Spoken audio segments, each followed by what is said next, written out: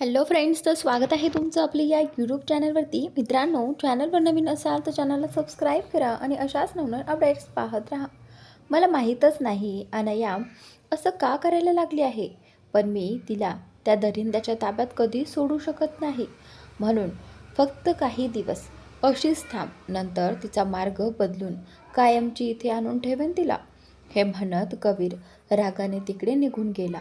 कबीर जाऊन चालला की इशितालाही शांतपणे त्याच्या मागे निघाली.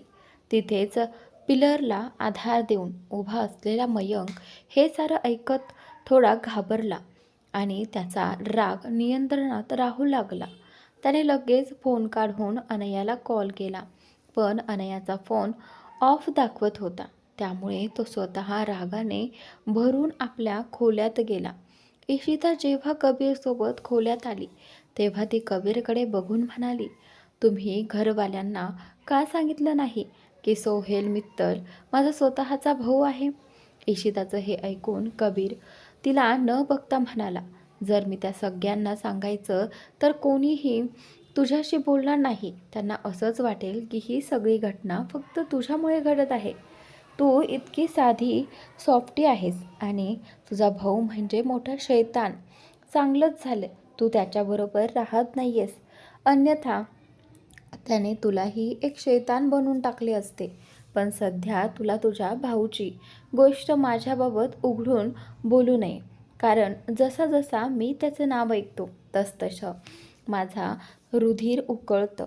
मला काय करायचं आणि काय नाही हे मी चांगलंच जाणतोय. तुला फक्त सोहेल मित्तलपासून दूर राहायचं आहे. आणि हो, अनयाची काळजी करू नकोस. माझे लोक तिकडे आहेत. ते प्रत्येक क्षणी अनयाकडे लक्ष ठेवतील. काही अडचण झाली तर मला लगेच कळेल. कबीरच्या शब्दांनी इशिता शांतपणे त्याच्याकडे बघून बाल्कनीकडे निघून गेली. तिला थोड्या वेळासाठी एकटं राहायला आवडलं. तिच्या मनात इतकी उथलपुथल होती की ती काय करावं हेच तिला समजत नव्हतं. कबीरने इशिताला बाल्कनीत जाताना पाहिल्यावर फोन काढला आणि कोणाशी तरी कॉल केला. कबीरने फोन उचलला होता ते पाहता तो आपल्या कानाजवळ फोन घालून शैतानी आवाजात म्हणाला, तूने माझ्या बहिणीची जिंदगी उद्ध्वस्त केली आहे सोहेल मित्तल. आता बघ तू, मी तुझ्या बहिणीची जिंदगी नरकापेक्षाही वाईट करून दाखवीन. तुझ्या डोळ्यात अश्रू नाही आलेत ना? नुसताच माझं नाव कबीर खन्ना नाही म्हणायचं. हे म्हणताच कबीरने फोन झटकून ठेवला. त्यावेळी कबीरनेच सोहेलला कॉल केले होते. सोहेल आपल्या स्टडी रूममध्ये कॉन्ट्रॅक्ट पाहत होता. मिस्टर जॉन्सनने ईमेलद्वारे पाठवलेले. कबीरने धमकी देताना कॉल केल्यावर सोहेल घाईने फोन टेबलवर ठेवून ओरडला, कबीर खन्ना, तू इतका अति करतोस? जर चुकून माझ्या बहिणीला एकही खरोच आली तर मी तुझा जीव घेईन आणि त्यापूर्वी तुझ्या बहिणीची जिंदगी नरकापेक्षाही वाईट करीन. सोहेलच्या या आग्रही शब्दांना त्याचा असिस्टंट शांतपणे बघत म्हणाला, सर, तुम्ही सध्या खूप रागाने भरलेले आहात, म्हणूनच काहीही बोलत आहात. प्रथम शांत होऊन परिस्थिती समजून घ्या. तुमची बहीण कबीर खन्नाकडे आहे आणि कबीर खन्नाची बहीण तुमच्याकडे. अशा परिस्थितीत तुम्ही खरोखर आपल्या बहिणीसाठी त्यांच्या बहिणीस नुकसान कराल का? त्यानंतर इकडे मी तुमच्याकडून असे काही अपेक्षा ठेवू शकत नाही. मी तुम्हाला ओळखतो. तुम्ही कधीही स्त्रीवर हात उठवणारे नाही आहेत. त्यामुळे ज्या शब्दात तुम्ही म्हटलंय की तुम्ही कबीर खन्नाच्या बहिणीची जिंदगी बिघडवणार, ते ऐकून मला विश्वासच बसेना की तुम्ही खरोखर सोहेल मित्तल आहात ना? त्यांचा असिस्टंट खूप काही बोलून जातो. आपल्या असिस्टंटच्या या शब्दांवर सोहेल दात धरून म्हणाला, मी इतका नीच नाही जो आपल्या शत्रूला धडा शिकवण्यासाठी एखादी स्त्री वापरेल. मी अनयाशी लग्न केलं आहे, पण जेव्हा इशिता माझ्या जवळ येईल तिथेच मी अनयाला तलाक देईन आणि तिचं आयुष्य माझ्यापासून दूर करीन. कबीर खन्ना माझी बहीण परत देईल तर मी सुद्धा तिला तिच्या बहिणीसोबत परत देईन. आणि त्यानंतर सोहेल म्हणाला, वापस करीन, नाहीतर जोपर्यंत तो माझी बहीण त्याच्याकडे ठेवतोय आणि जितक्यात तिने तडफडत आहे तितक्याहून जास्त मी त्याला त्याची बहीण तडपवेन. इशितासाठी मी काहीही करू शकतो. लहानपणापासून मी माझी बहीण पाहिलेली नाही. मला बहिणीचे प्रेम कधीच मिळालं नाही. प्रत्येक राखीला कोणीतरी माझ्या मनावर राखी बांधत असं, पण माझ्या मनावर कधीही नाही. प्रत्येक राखीला माझी कलाई रिकामी राहायची. मी रोज तिचा विचार करून रडत असेन. आणि आज जेव्हा मला समजलं की इशिता माझी बहीण आहे, तेव्हा तिला स्वतःजवळ आणण्यासाठी मी काहीही करायला तयार आहे. सोहेलचे हे शब्द ऐकून असिस्टंट नक्कीच शांतपणे त्याच्याकडे बघून राहिले. मग खोल श्वास घेत तो निघून गेला. सोहेलने हे बघितलं तेव्हा तो परत एका खुर्चीवर बसला आणि मिस्टर जॉन्सननं दिलेला कॉन्ट्रॅक्ट पाहू लागला. पुढील दिवस. इशिता सर्वांसाठी चहा घेऊन आली होती. जरी सर्वांच्या चेहऱ्यावर साऱ्या चिंतेचा थर असला तरीही इशिता सर्वांना चहा देत आणि मयंककडे त्याचा मिल्कशेक घेऊन गेली. मयंकने न बघता तोच नेण्याचा प्रयत्न केला, परंतु तेव्हाच इशिताने त्याचा हात धरून तो थांबवून म्हणाली, आम्हाला समजतंय तुम्ही सध्याच्या परिस्थितीत काय अनुभवत आहात, पण त्यासाठी तुम्ही स्वतःला इजा का पुरवत आहात? काल रात्री तुम्ही काहीही खाल्लंच नव्हतं आणि आज सकाळीही मला बोलवून न घेता निघत आहात. मला माहीत आहे तुम्ही अनायाबद्दल काळजीत आहात आणि त्याबद्दल दुःखी आहात, पण काळजी करू नका. मी तुम्हाला वचन देते, लवकरच मी तिला इथे आणून देईन. इशिताच्या या शब्दांवर मयंकने तिला पाहत म्हटलं, पण भाभी, जर अनया स्वतः इथे येऊ इच्छित नसेल तर तुम्ही तिला आणून काय कराल? मला कधीच वाटलं नव्हतं की माझी बहीण असं काही करेल. त्यानंतर मी तिच्यासाठी बरंच काही केलंय. आपण दोघे भांडलो असलो तरी मी तिच्या हृदयात अश्रू यायला नकोत असं कधीही पाहिलं नाही. पण काल जेव्हा भावाने मला अनयाबद्दल सगळं सांगितलं तेव्हा मला खूप राग आला. त्यानंतर मयंकचं हे ऐकून इशिताने त्याच्या गालावर हात ठेवत प्रेमाने उत्तर दिलं, मला माहीत आहे सर्वांना राग आला आहे, सर्वाधिक तुमच्या भावाला. तरीही त्यांनी हार मानली नाही.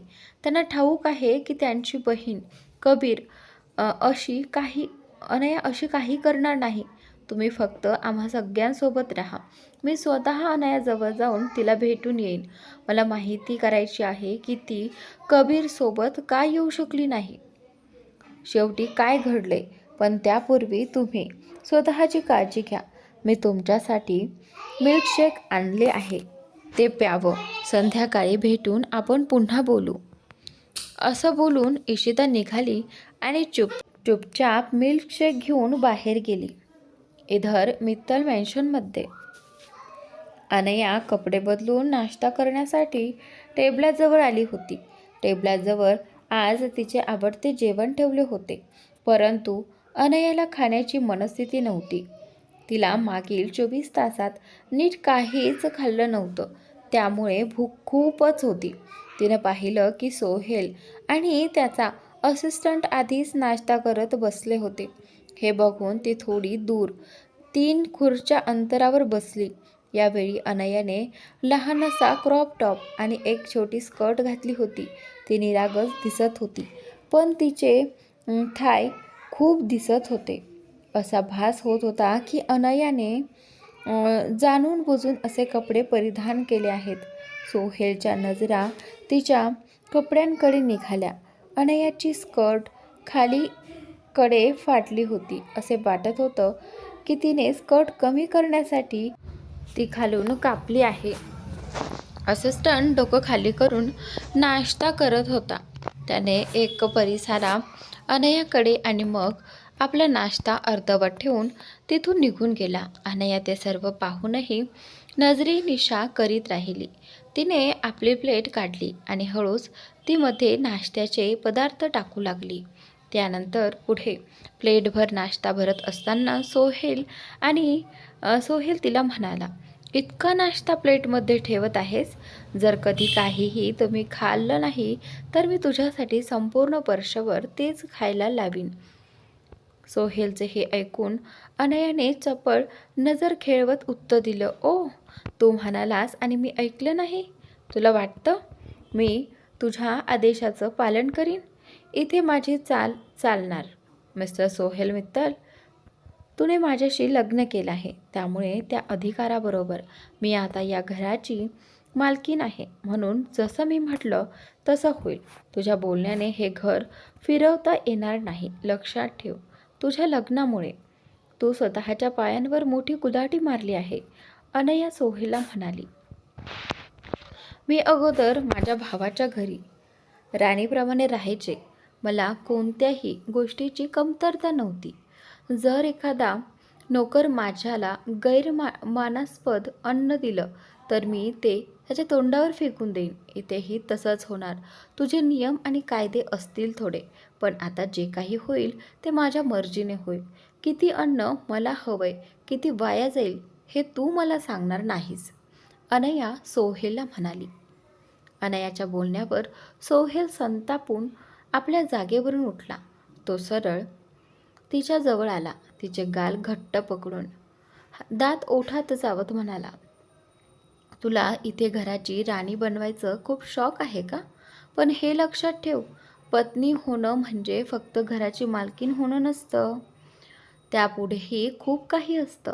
तुला माहीत नसेल तर आज रात्री तुला मी नीट समजावून सांगेन, सोहेल अनयाला म्हणाला. हे बोलून सोहेल रागाने अनयाला सोडून तिथून निघून गेला आणि त्यानंतर सोहेल बाहेर पडताच अनया मूठ घट्ट आवळून संतापाने म्हणाली, आज रात्री मी तुझं आयुष्य नरकाहूनही भयंकर करून टाकलं नाही तर माझं नावही अनया खन्ना नाही. मिस्टर सोहेल मित्तल, माझ्याशी पंगा घेऊन तू फार मोठी चूक केली आहेस. हे सगळं फक्त तुझ्या बहिणीमुळे करतोयस ना? पण मी तुला शपथ घेऊन सांगते, तुझ्या आयुष्यात इशिता कधीच परतणार नाही. काय काय झालं तरी मी तिला तुझ्यापर्यंत पोहोचू देणार नाही. इशिता माझ्या भावासोबतच चांगली आहे. इथे येऊन तिचं जे हृदय तुटलं आहे ते पुन्हा कधी तुटू नये असंच मला वाटतं. तिचा स्वतःच्या भावाच्या वागण्यामुळे जर आणखीन धक्का बसला तर ती पूर्णपणे तुटून जाईल. अनयाला इशिताची काळजी असते. माझ्या इशिताच्या डोळ्यातलं पाणी मी सहन करू शकत नाही. म्हणून तुला तिच्याशी भेटू देणार नाही. पण त्याआधी मी स्वतः तिच्याशी भेटेन. असं ठरवून अनयाने नाश्ता सोडला आणि ताबडतोब बाहेर जायला निघाली. दाराजवळ पोहोचली तेव्हा बॉडीगार्ड तिला थांबू लागला. हे पाहून तिचा संताप आणखी वाढला. तेवढ्यात एक महिला बॉडीगार्ड जवळ येऊन म्हणाली, मॅडम, तुम्हाला बाहेर जायचं असेल तर आमच्यातील कुणीतरी तुमच्या सोबत यावं लागेल. सरांनी आम्हाला आदेश दिला आहे की तुम्हाला एकट्याला कुठेही जाऊ द्यायचं नाही.